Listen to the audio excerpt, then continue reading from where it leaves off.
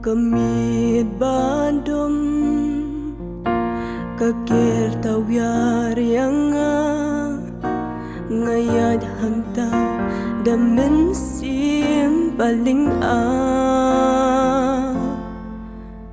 kamit bandom sa shisin kamit nakrum jimbut ba kendrum yang kipen sadum bae babja kum ayom telangas nguka kela hapoka dot nur lajing em sngau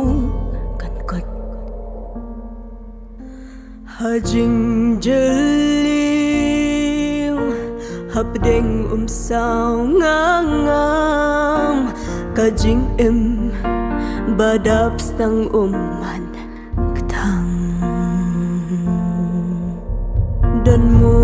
bala ban pen yan dot nut mau bom la ban sam ling ba ban pen kela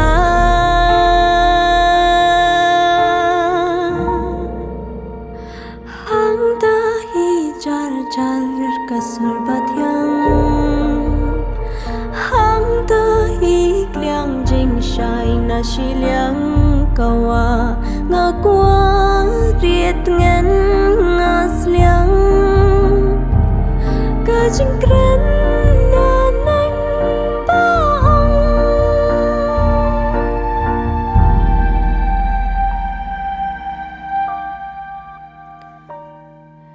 kun tu pai shanga jing sup pin shem shirta day la shai ni la shisngi rei min ta hi kun tu pai shanga jing sup pin shem shirta day la shai ni la shisngi rei min ta hi tuk re ba tu but la jing im per thei wat ben nur tak shi por hi kan ko tuk re ba tu but la jing im per thei wat ben nur tak shi por hi kan ko man sim ka kum jing thong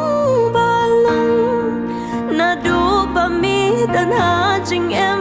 đáp sang jing hun da jing i tiếng mi pia mi kdo ba ko cha dem day tang ha mi trai ka jing suk ka jing tien shi shanga la sham trai ka jing suk ka jing tien shi shanga la sham kamit badum kamit senya mentala kala jing shai ba phla kamit badum kamit senya mentala ba phla